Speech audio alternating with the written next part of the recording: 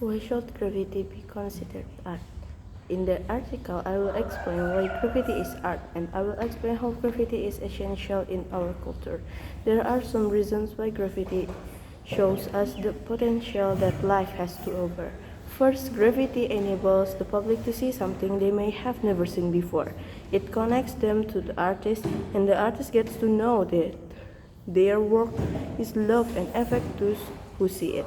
They can take a simple old building or any piece of art on the side of a building and turn it into a masterpiece by putting their mark on it.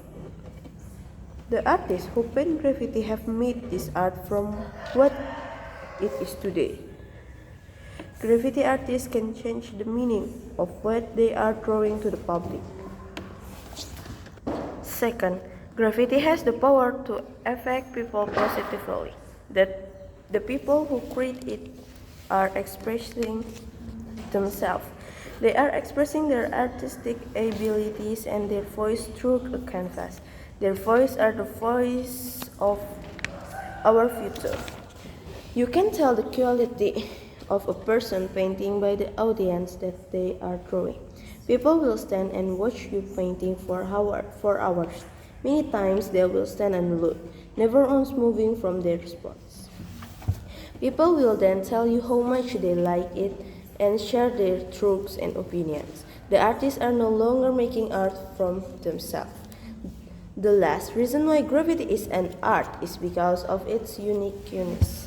Graffiti can be made with many different materials, but its most common form is made by applying paint to a building's wall. Graffiti is made by someone utterly other than the artist, which means no two pieces are the same. Graffiti is a form of expression because it gives the reader or viewer the chance to see something different from their everyday life. Graffiti art is not meant to be understood by everyone, but everyone is meant to be appreciated. Thus, as part of the existing society, every person must strive to educate themselves of the origins of graffiti and how it has evolved to this very day. A stock of knowledge doesn't hurt, instead, it is a door that leads to understanding and more positivity. Graffiti is always vandalism. Anyone who practices graffiti needs to answer one question. If your home were targeted during the night without your consent, would you welcome the new addition to your decor or would you immediately call a painter? If not the police? First of all, graffiti is something that one celebrates if when it's juvenile enough to do so. When it shows up on someone else's property but never on one's own.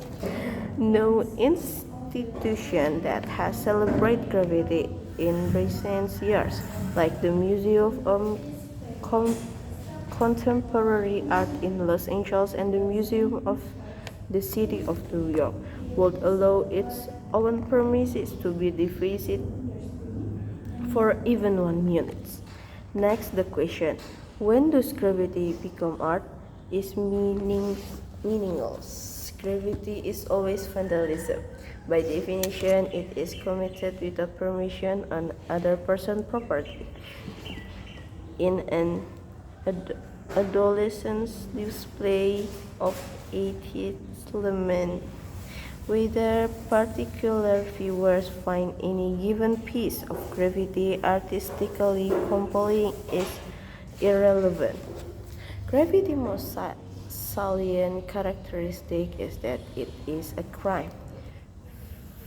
Furthermore, John Lindsay, the progressive New York politician who served as mayor from 1966 to 1973, declared war on graffiti in 1972.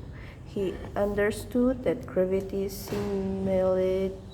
signaled that information social controls and law enforcement had broken down in New York's public space, making them vulnerable to even greater levels of disorder and law breaking. A 208 study from the Netherlands has shown that physical disorder and vandalism have a contagious effect, confirming the broken windows theory. In conclusion, there is nothing progressive about allowing public amenities to be defaced by gravity. Anyone who can avoid a gravity bombed park or commercial thoroughfare will do so. Science study shows that an area is dominated by vandals who may be involved in other crimes as well.